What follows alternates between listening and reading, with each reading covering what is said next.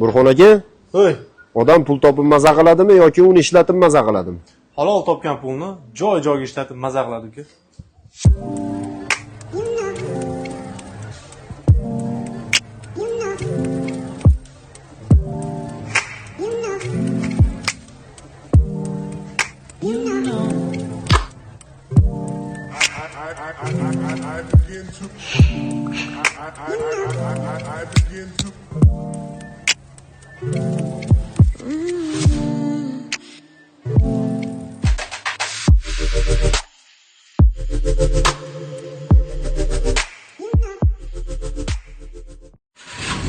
Aka Tunikafon necha pulga bitganini aytmasiz-ku.